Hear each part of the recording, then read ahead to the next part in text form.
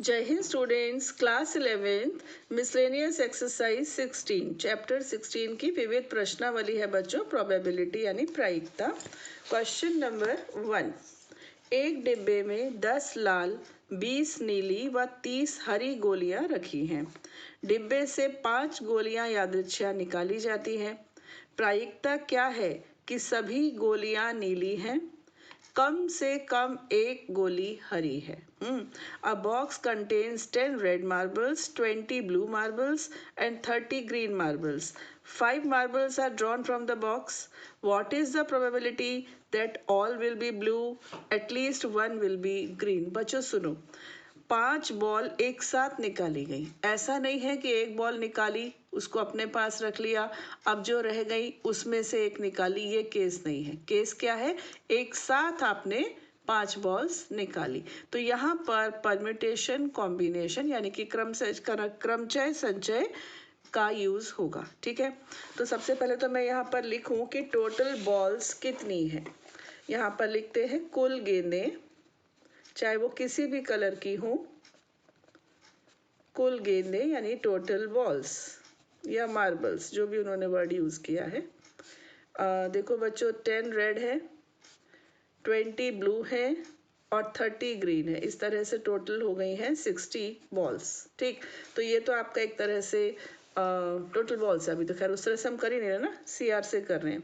हमको first case में 5 balls तो निकालनी है। फर्स्ट केस में सभी नीली होनी चाहिए, सभी बॉल्स नीली यानी ब्लू होनी चाहिए, है ना, ऑल ब्लू। ओके, तो पहले तो हम NS निकालें। हमको 60 बॉल्स में से 5 चाहिए, तो ये हमारा हो गया NS। आप जानते हो कि PE is equal to NE upon NS, ये फॉर्मूला होता है। तो पहले हमने NS निकाला, 60 में से 5 चाहिए। इसके बाद आ जाइए अपने फेवरेबल इवेंट पर, यानी अनुकूल परिस्थितियां। आपको पांचों नीली चाहिए, ओके। और ब्लू बॉल्स थी कितनी? 20। ब्लू बॉल्स 20 थी। तो आपके फेवरेबल आउटकम्स तब माने जाएंगे उन 20 में से 5 बॉल आपके हाथ में आ जाए, यानी पांचों नीली आपके हाथ में आ जाए। तो ये हो गई NE। अब आप PE निकाल सकते हो। PE is equal to NE1, PE1 is equal to NE1 upon NS, that is 20C5 upon 60C5। Got it? इतना समझ में आया आपको? 20 में से 5। और ये दूसरा केस जो है, ये दो तरह से हो सकता है बच्चों। सेकंड केस है कम से कम एक गोली हरी है, at least one will be green. तो कम से कम एक हरी है तो एक हो गई ग्रीन, बाकी 4 अदर कलर्स की हो सकती हैं। दूसरा केस 2 ग्रीन हो गई और 3 बॉल्स जो है वो ये एक है, इनटू करेंगे यहाँ पर, और मतलब लिखने में प्लस है लेकिन एक्चुअली हम इसको इनटू करेंगे। बाकी 3 अदर कलर्स की हो सकती है। थर्ड केस में 3 ग्रीन हो एंड लगा देते हैं, बेस्ट है ना, 2 अदर कलर्स हो जाए। फिर फोर्थ केस में 4 ग्रीन हो और एक कोई दूसरे कलर की हो, बाकी 2 में से कोई भी एक कलर, या फिर पांचों ग्रीन हो। कहने का अर्थ है कि हर केस में ग्रीन तो है। यहाँ पर 1 2 3 4 5 ये सभी केसेस हमें लेने हैं। कम से कम एक हरी होनी चाहिए। तो बच्चों ये 5 लेने से अच्छा क्या है? 5 लेने से अच्छा है कि हम एक केस ले लें जिसमें एक भी हरी बॉल ना हो, ठीक, और उसको 1 में से माइनस कर दें। तो जो केसेस रह जाएंगे वो सभी केसेस इनमें से ही होंगे जिनमें एक ना एक तो हरी जरूर होगी। तो सबसे पहले हम लेते हैं कि लिखते हैं, यहाँ पर लिखते हैं no ball will be green. Okay, probability of no ball will be green, या नो बॉल इज ग्रीन, कुछ भी लिख सकते हैं। एक भी गेंद हरी न होने की प्रायिकता, एक भी गेंद हरी नहीं है, ठीक। तो फिर क्या है? हरी नहीं है तो अदर कलर्स में से है। ये रेड है, ये ब्लू है, ये ग्रीन है, तो ग्रीन नहीं है, हम वो केस ले रहे हैं। तो इसका मतलब इन दोनों में से कुछ है, यानी कि 10 + 20 वो भी 30 हुआ। तो ये क्या हो जाएगा बेटा, 30C5 upon 60C5। Got it. इन 30 में से 5 है और बाकी तो ये NS है। ये किसकी प्रायिकता है, एक भी गेंद हरी नहीं है। तो फिर हम यहाँ पर क्या लिख देंगे, अपना आंसर लिख देंगे, प्रोबेबिलिटी ऑफ एटलीस्ट अलग अलग लिखना चाहिए, एटलीस्ट 1 ग्रीन बॉल। ठीक है, हिंदी में लिखेंगे कम से कम एक गेंद हरी होने की प्रायिकता। अब बच्चों सुनो, ये बॉल लिख दिया मैंने, इन्होंने मार्बल वर्ड यूज किया है तो आप भी मार्बल वर्ड यूज कर सकते हो। वो क्या होगी, 1 - 30C5 अपॉन 60C5, क्योंकि आप जानते हो कि PA + P0A is equal to 1 होता है। हमने नॉट ए निकाल लिया तो PA आ गया 1 माइनस करके।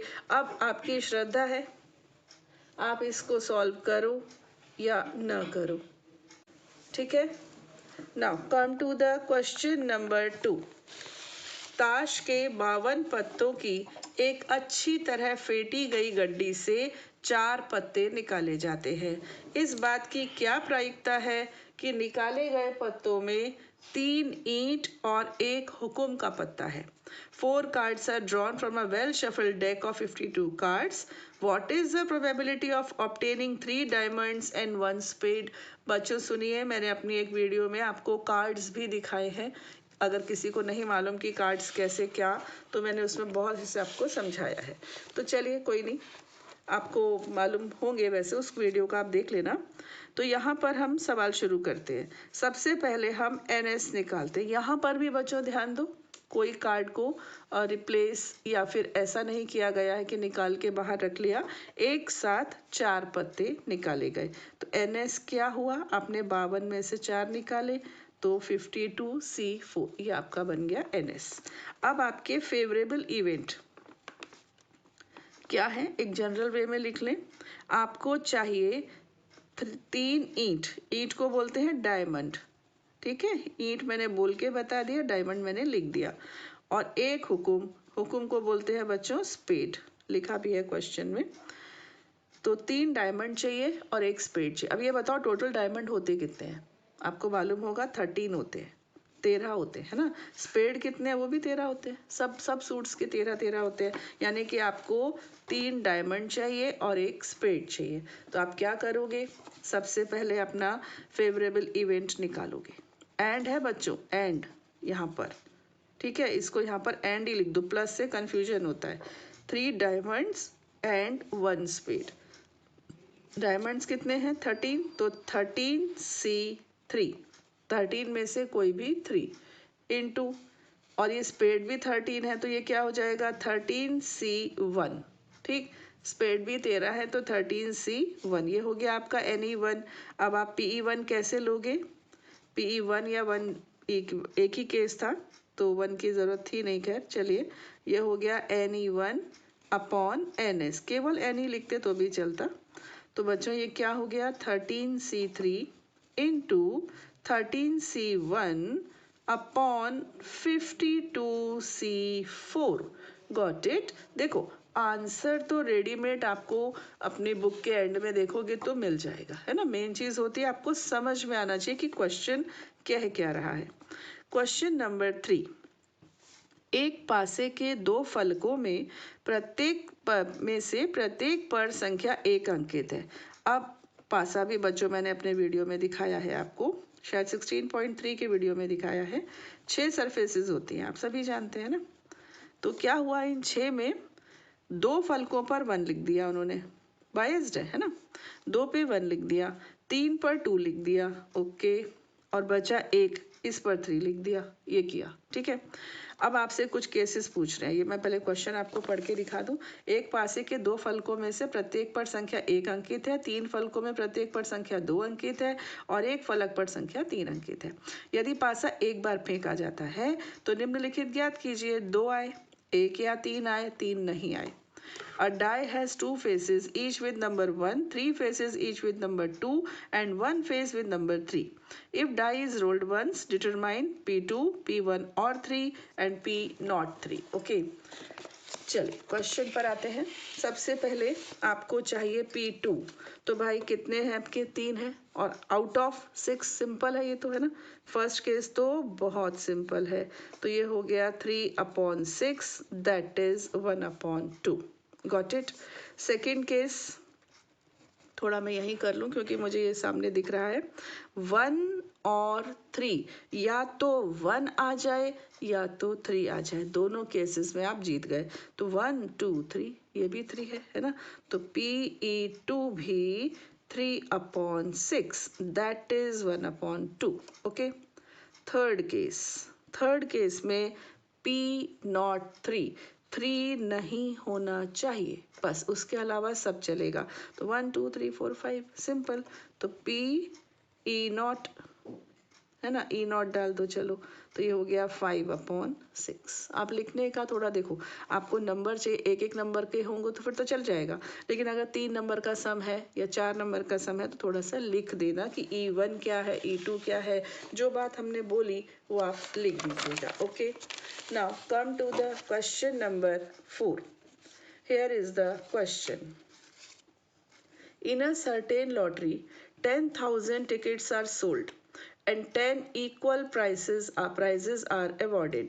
What is the probability of not getting a prize if you buy 1 ticket, 2 tickets and 10 tickets? देखो, सुनने में ना कुछ क्वेश्चंस कॉम्प्लिकेटेड लगते हैं, सॉल्व करने में ये उतने कॉम्प्लिकेटेड नहीं होते बल्कि बहुत इजी होते हैं। एक लॉटरी में 10,000 टिकट बेचे गए जिनमें 10 समान इनाम दिए जाने हैं। ओके। कोई भी इनाम न मिलने की प्रायिकता क्या है यदि आप 1 टिकट खरीदते हैं, 2 टिकट खरीदते हैं या 10 टिकट खरीदते हैं? ठीक है। तो total tickets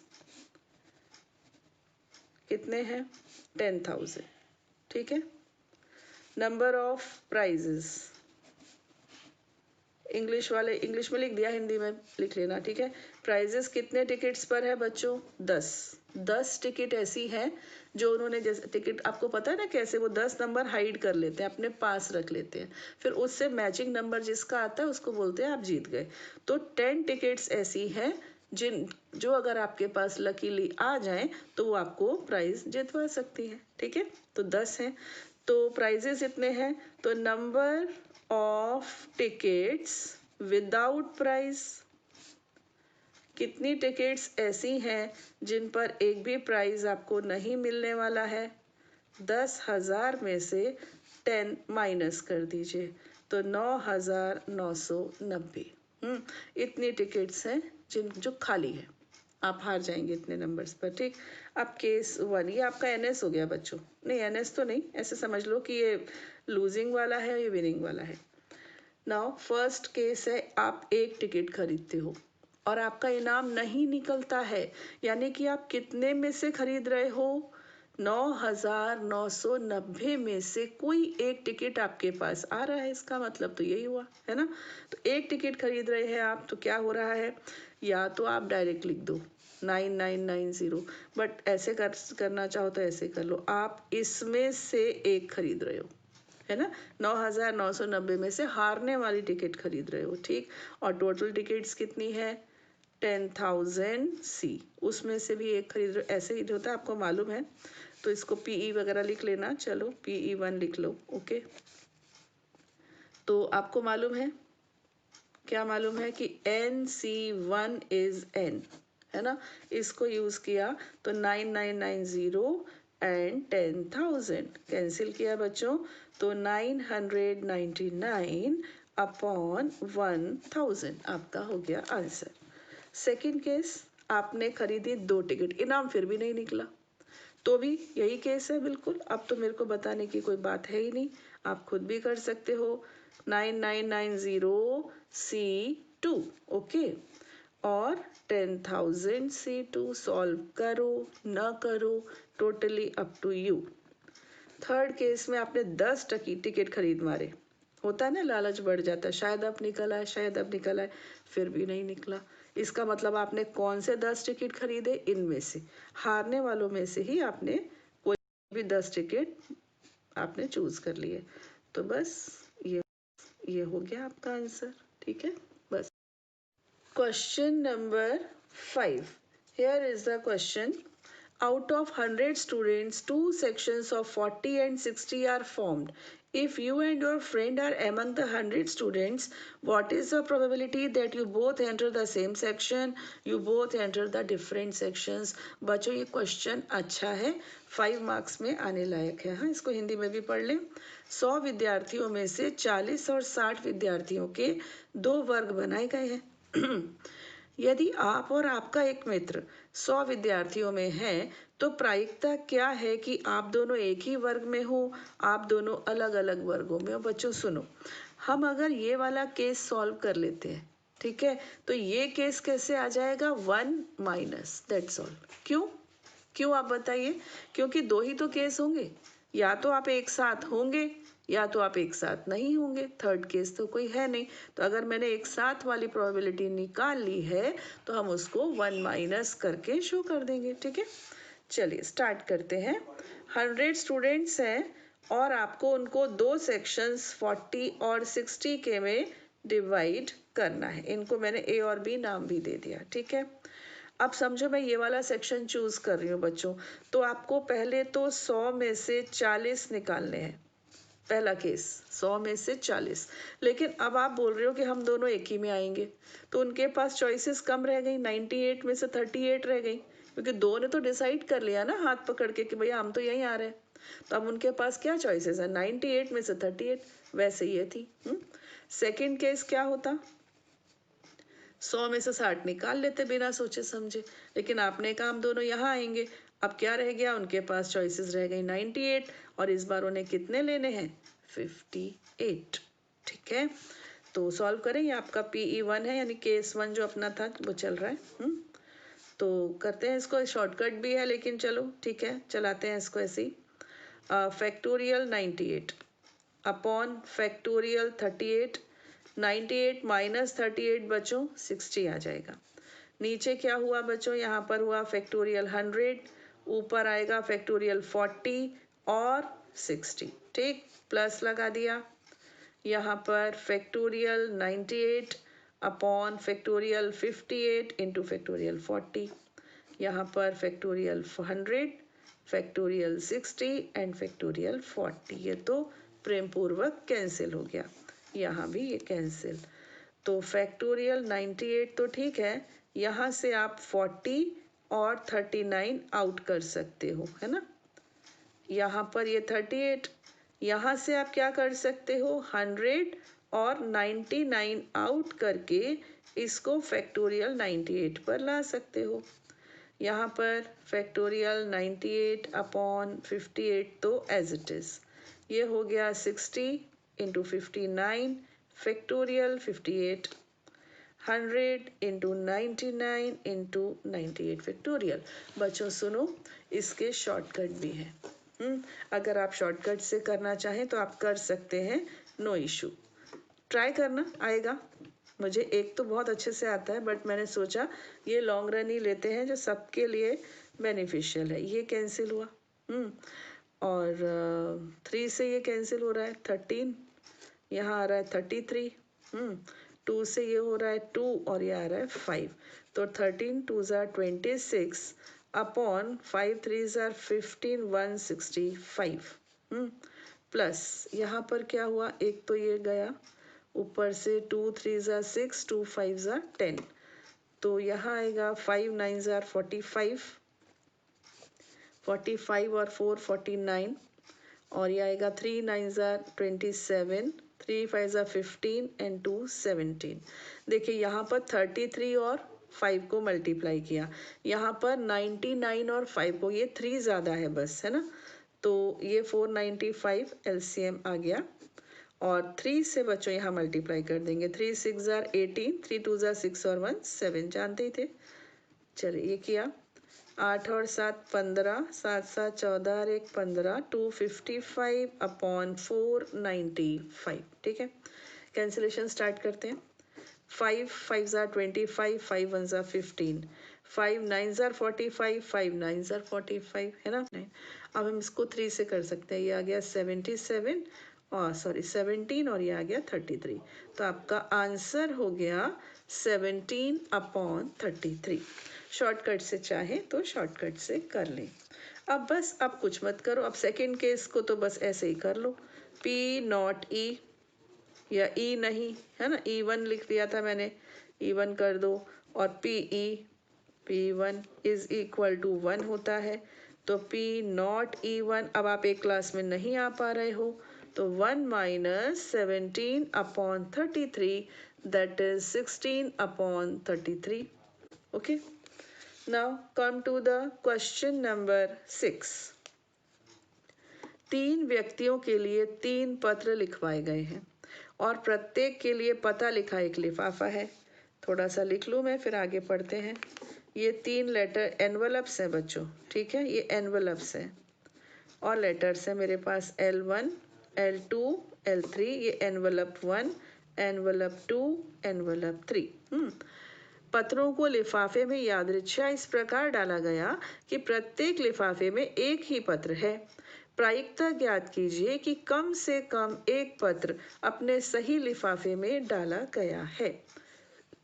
3 letters are dictated to 3 persons and an envelope is addressed to each of them.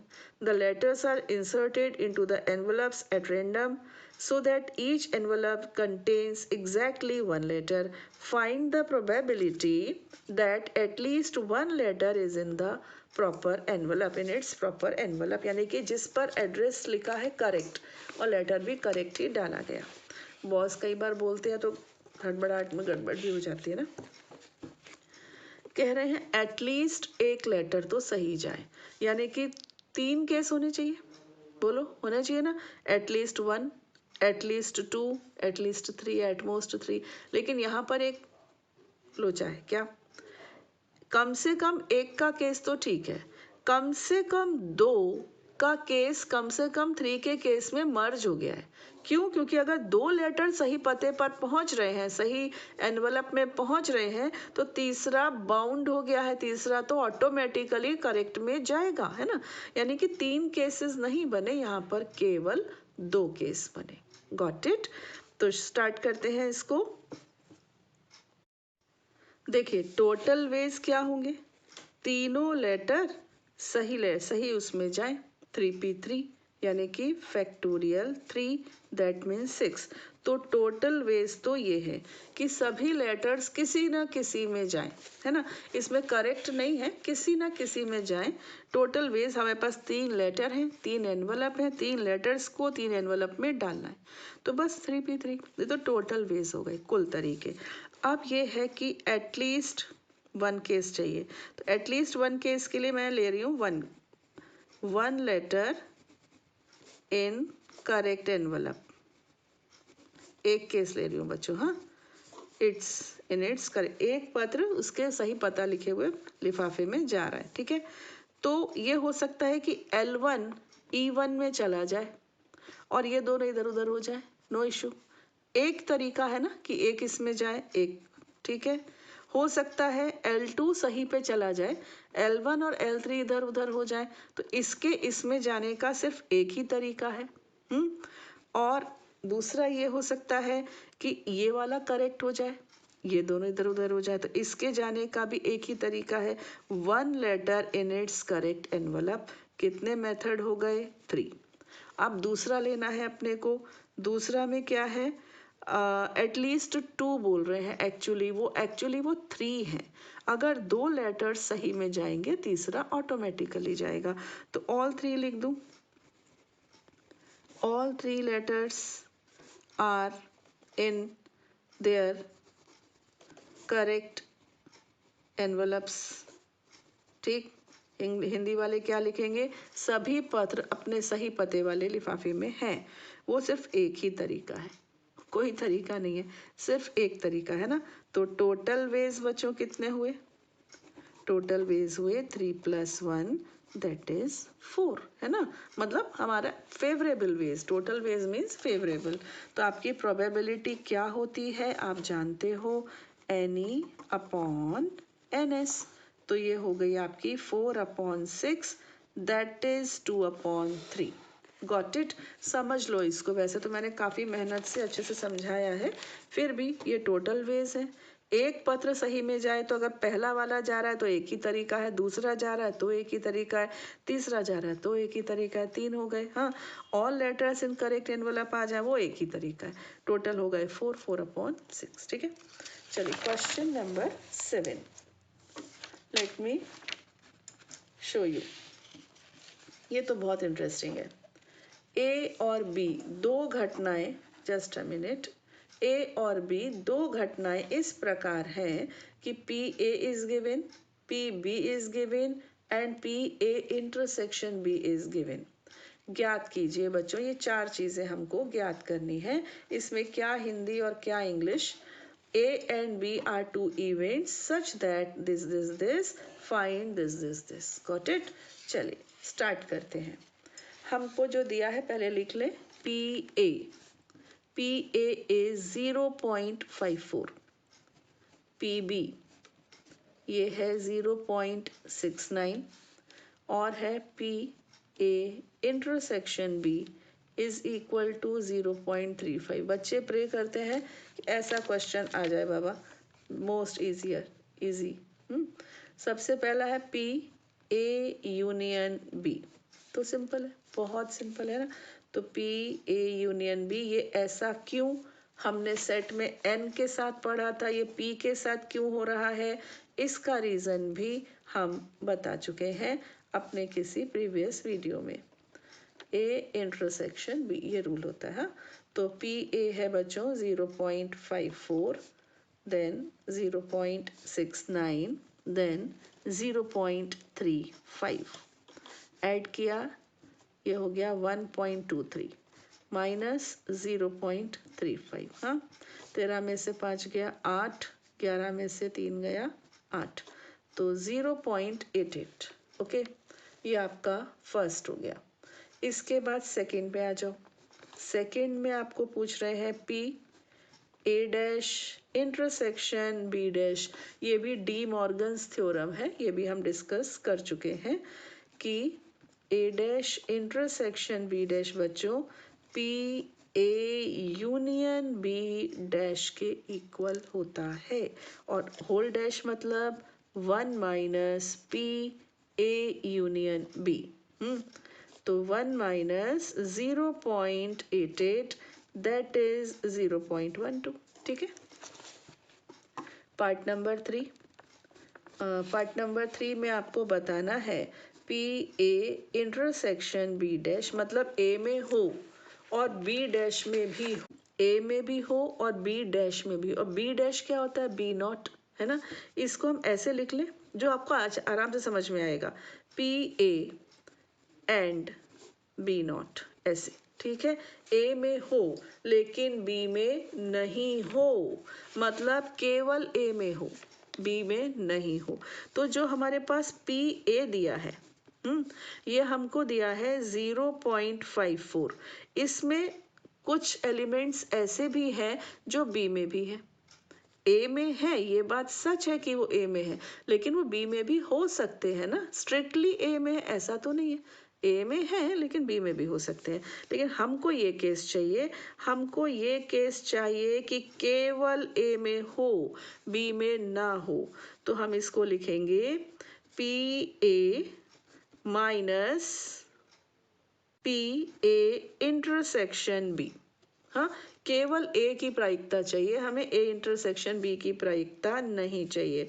तो PA है बच्चों 0.54 और इंटरसेक्शन है 0.35। ठीक है, तो ये हो गया 0.19। Got it. ऐसे ही थर्ड फोर्थ केस हो जाएगा। फोर्थ में हमको चाहिए कि B इंटरसेक्शन A डैश, इसको हम लिखेंगे P B and A dash. ठीक, यानी कि B में हो, केवल स्ट्रिक्टली B में हो, A में नहीं चाहिए। इसको आप कैसे लिखोगे, इसको आप लिखोगे PB minus PA intersection B। PB कितना था, 0.69 था, है ना। ए इंटरसेक्शन बी अगेन 0.35, तो ये आ गया बच्चों 0.34। मुझे उम्मीद है अभी तक जितने भी सम्स मैंने बताए आपको बहुत अच्छे से समझ में आए होंगे। आते हैं क्वेश्चन नंबर 8 पर। क्वेश्चन नंबर 8 जितना फैला दिया इन्होंने, और पता है वो कितना इजी, अभी आप देखोगे। ये इसका एक पार्ट पीछे रह गया, 2 पार्ट पीछे रह गए, बाद में देखते हैं।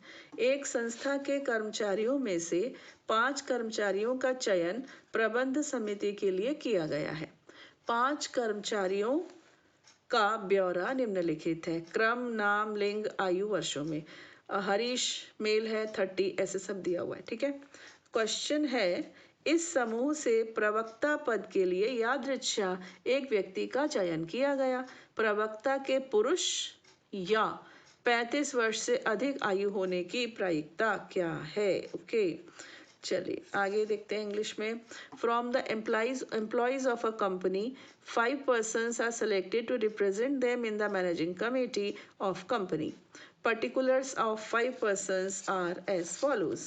Here is the particulars. Okay, ये इनके डिटेल्स दिए हुए हैं। A person is selected at random from this group to act as a spokesperson.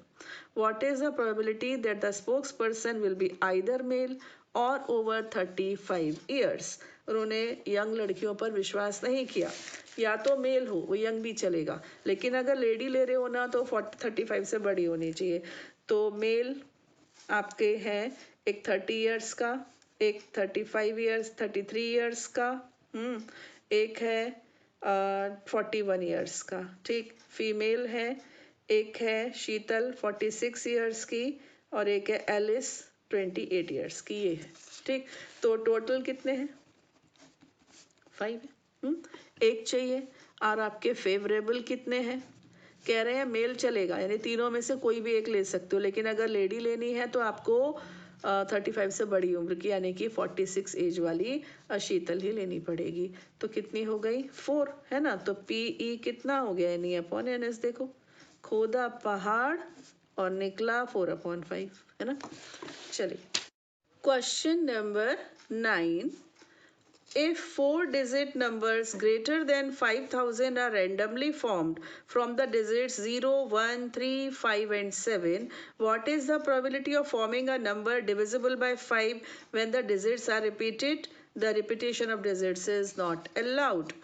यदि 0, 1, 3, 5 और 7 अंकों द्वारा 5,000 से बड़ी 4 अंकों की संख्या का यादृच्छा निर्माण किया गया हो तो 5 से भाज्य संख्या के निर्माण की क्या प्रायिकता है जब अंकों की पुनरावृत्ति नहीं की जाए, अंकों की पुनरावृत्ति की जाए। बच्चों ये डिफरेंस है इंग्लिश में।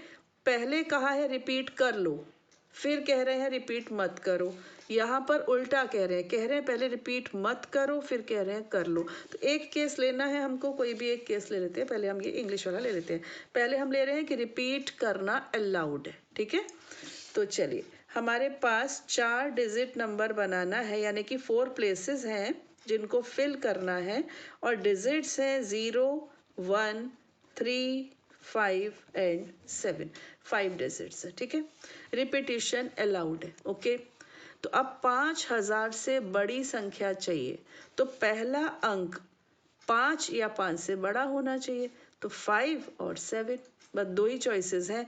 तो फर्स्ट केस के लिए, यानी कि फर्स्ट प्लेस के लिए मेरे पास 2 चॉइसेस हैं, ठीक है। इसके बाद 1, 2, 3, 4, 5 है। मैं पांचों को जब चाहे रिपीट कर सकती हूँ। तो कितना हो गया? 125 दूनी 250, 250। अब ध्यान से सुनना बच्चों, रिपीटिशन अलाउड है ना, बस यहाँ पर नहीं है। यहाँ पर 5 और 7 में से ही कोई एक आएगा, लेकिन यहाँ तो कुछ भी बार बार आ सकता है। तो ऐसा भी तो हो सकता है कि तीनों में 0, 0, 0 आ जाए। क्यों नहीं हो सकता? रिपीटिशन अलाउड है। तो हो सकता है यहाँ पर 5 आ जाए और यहाँ तीनों पे 0 आ जाए। तो ये जो नंबर बना 5,000, ये 5,000 से बड़ा तो नहीं है, ग्रेटर देन 5,000 बोल रहे हैं, है ना। और अगर यहाँ पर लिया 5, यहाँ रख दिए तीनों 0, तो नंबर बना 5,000। तो ये हम नहीं लेंगे। हाँ, अब इस चीज़ को आप अपने शब्दों में अपनी भाषा में लिखेंगे। अगर मैंने लिखा तो मुझे टाइम लग जाएगा ज़्यादा। तो वो जो एक नंबर 5000 बनेगा, जो हमारे नियम के तहत नहीं होगा, 5000 से बड़ा नहीं होगा, उसको हम इसमें से माइनस कर देंगे। तो टोटल नंबर ऑफ वेज, कुल प्रकार बच्चों कितने हो गए? 249। ठीक है, ये केस 1 चल रहा है जिसमें रिपीटिशन अलाउड है। हाँ, पुनरावृत्ति कर सकते हो। अब आपको लेना है ई वाला केस, आपके फेवरेबल इवेंट यानी अनुकूल परिस्थितियां। फिर से रिपीटिशन अलाउड है, लेकिन एक शर्त है कि ये नंबर 5 से विभाज्य होना चाहिए, यानी डिविजिबल बाय 5। तो डिविजिबल बाय 5 में बच्चों यहाँ पर या तो 0 आए या 5 आए, तब ये 5 से विभाज्य होगा, नहीं तो नहीं होगा, है ना। तो यहाँ के लिए मेरे पास 2 चॉइसेस रह गई अब, और यहाँ के लिए तो फिर मेरे पास 2 ही चॉइसेस हैं। यहाँ के लिए देखो, यहाँ के लिए पूरी 5 है, यहाँ के लिए भी पूरी 5 है, तो 5 दूनी 10, 5 दूनी 10, कितना हो गया? 100। अब सुनो, यहाँ पर कौन कौन आ सकता है? या तो 5 आ सकता है या 7। रिपीटिशन अलाउड है। समझो यहाँ पर 5 आ गया, यहाँ पर 0 आ गया, यहाँ पर 0 आ गया, और यहाँ पर भी 0 और 5 में से ही कोई आ सकता है। समझो यहाँ भी 0 आ गया, फिर से 5000 आ गया, और ये अलाउड नहीं है। तो अभी नंबर ऑफ फेवरेबल इवेंट्स कितने रह गए? 99। तो PE, अभी मुझे 1 लिखना चाहिए तो मैंने लिखा नहीं, PE1 is equal to NE1 upon NS, है ना। तो कितना आ गया? 99 अपॉन 249। तो इसको मैं 3 से कैंसिल कर सकती हूँ, 33 अपॉन 83। बच्चों ये अपना फर्स्ट आंसर हो गया। सेकंड केस जो है ना, रिपीटेशन इज नॉट अलाउड, उसमें ये चक्कर ही नहीं है, उसमें 5000 आएगा ही, रिपीटेशन अलाउड ही नहीं है ना। तो 1 2 3 4, लेकिन वो इतना सिंपल भी नहीं है। देखो कैसे, पहले तो हम टोटल वेज ले लें जिसमें रिपीटिशन अलाउड नहीं है। तो यहाँ के लिए मेरे पास है 2 चॉइसेस, ठीक है। अब उन 2 में से या तो 5 या तो 7, एक नंबर यहाँ आ गया। यहाँ के लिए मेरे पास कितने रह गए? 4। यहाँ के लिए 3, यहाँ के लिए 2। तो टोटल नंबर ऑफ वेज इस केस में 2 इंटू 4 इंटू 3 इंटू 2, 4 दिया 12, 12 चौक 48, कितना हो गया? 48। ये तो टोटल वेज हो गई। अब मुझे चाहिए फेवरेबल इवेंट्स जिसमें कि ये नंबर 5 से विभाज्य हो। ठीक, अब इसमें बच्चों 2 केस बनते हैं। पहले मैं केसेस बना लूं, फिर आपसे बात करती हूँ। पहला केस देखो, 1 2 3 4, हाँ, 5 और 7 में से एक यहाँ आएगा। तो समझो कि यहाँ पे 5 आ गया, मैंने 5 ले लिया पहले। हाँ, यहाँ के लिए फिर मेरे पास 0 रह गया केवल, क्योंकि वो 5 से विभाज्य भी तो होना चाहिए, 5 से डिविजिबल भी तो होना चाहिए। 5 मैंने यहाँ फिक्स कर दिया, तो फिर यहाँ तो मेरे पास 0 रह गया, केवल 1 रह गया, है ना। तो ये फिक्स हो गया, ये फिक्स हो गया, यहाँ के लिए 2 नंबर फिक्स हो गए। कितने रह गए? 3, और यहाँ कितने रह गए? 2। तो पहले केस में कितने हो गए? 6। भाषा आप खुद लिखेंगे, ठीक है। कितने हो गए? 6। केस नंबर 2 में मैंने सोचा कि यहाँ पर मैं 7 लिख दूँ, यहाँ 7 लिख दिया। अब यहाँ के लिए मेरे पास 2 चॉइसेस हैं, यहाँ पर मैं 0 और 5 कुछ भी लिख सकती हूँ, ठीक है। तो अब एक अंक मेरा यहाँ फिक्स हो चुका है, अब मेरे पास 4 रह गए। 4 में से यहाँ के लिए 2 चॉइसेस हैं, इसमें से भी एक मैंने फिल कर दी। अब मेरे पास कितने अंक रह गए? 3। तो यहाँ 3, यहाँ 2, तो कितने हो गए? 3 गुणा 2 गुणा 2, 3 दूनी 6 और 2 12। तो टोटल वेज कितने हो गए? 6 + 12 दैट इज 18। तो ये आपका NE2 हो गया। Got it? आया समझ में? वीडियो को दोबारा देख लेना, नहीं आया हो तो, ठीक है। 18। अभी आप PE2 निकालो। PE2 क्या होगा? NE2 upon NS। मेरी बात को दोबारा सुन लेना अगर एक बार में समझ में नहीं आया तो। 18 अपॉन 48, ये मुझे लगता है 6 से कैंसिलेबल है। 6 3 = 18, 6 8 = 48। तो आपका आंसर हो गया 3/8। दोनों ही केसेस में एक एक ट्रिक थी। यहाँ पर ये 5000 को 2 बार माइनस करना था, ये ट्रिक थी। और यहाँ के लिए ट्रिक क्या है कि इसके भी 2 केस होंगे, ये यहाँ पर ट्रिक है। ठीक है, नाउ लास्ट क्वेश्चन बच्चों मैं यही करने जा रही हूँ, क्वेश्चन नंबर 10, जो कि काफी सिंपल है। किसी अटैची के ताले में 4 चक्र लगे हैं, अक्सर 4 ही होते हैं, जिनमें प्रत्येक पर 0 से 9 तक 10 अंक अंकित हैं। ठीक है, ताला 4 अंकों के एक विशेष क्रम अंकों की पुनरावृत्ति नहीं द्वारा ही खुलता है। इस बात की क्या प्रायिकता है कि कोई व्यक्ति अटैची खोलने के लिए सही क्रम का पता लगा ले। The number lock of a suitcase has 4 wheels, each labeled with 10 digits, that is from 0 to 9. The lock opens with a sequence of 4 digits with no repeats. What is the probability of a person getting the right sequence to open the suitcase? Okay, तो question आपके लिए easy है। 4 आपके पास होगा कोई ऐसा suitcase, उसमें से व्हील लगे रहते हैं, आप ऐसे स्पाइन करो तो यहाँ कहीं पे आके रुकता है ऐसे, तो 4 अंक का आप अपना लॉक डिसाइड कर सकते हो, कोई भी अपने नंबर ले सकते हो। ठीक है, तो यहाँ के लिए आपके पास कितनी चॉइसेस हैं? 10 अंक है।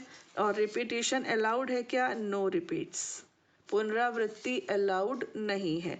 तो यहाँ आप 10 में से कोई भी एक अंक भर सकते हो, 0 भी भर सकते हो। ठीक है, यहाँ के लिए आपके पास चॉइसेस रह गई 9, यहाँ के लिए रह गई 8 और यहाँ के लिए रह गई 7। तो total number of ways 10 into 9 into 8 into 7, ये हो गया 90 इंटू 56, 56 इंटू 90, 9 6 आर 54, 45 504, तो ये आ गया बच्चों 5040। ठीक, अब आप चाहते हो इसको खोलना, और इसके लिए आपने कोई एक ही तो कोड फिक्स किया होगा ना बच्चों, कोई एक ही तो कोड फिक्स किया होगा ना, तो आपके फेवरेबल इवेंट तो केवल एक ही हुए। एग्जैक्टली वही कोड अगर आपका आया तभी लॉक खुलेगा, नहीं तो नहीं। तो खोलने का सिर्फ एक तरीका है, बनाने के 5040 तरीके हैं। ठीक है, तो PE होगा NE upon NS, that is 1 upon 5040. Hope you enjoyed this probability whole chapter. बहुत इंटरेस्टिंग था, इसमें सबमिशन था सेट्स का यानी कि समुच्चय का, और परम्यूटेशन कॉम्बिनेशन का, 2 चीज़ों का, तो बहुत मस्त यहाँ पर कॉम्बिनेशन था। ठीक है, अभी आगे जाकर जब आप 12th क्लास में प्रोबेबिलिटी पढ़ोगे तो वहाँ पर बाइनोमियल थ्योरम भी आपका इंतज़ार कर रही है, और अगर ये बेस क्लियर हुआ है तो 12th की प्रोबेबिलिटी आपको ईजिली समझ में आएगी। ठीक है, खुश रहिए बच्चों, पढ़ते रहिए और बढ़ते रहिए। जय हिंद।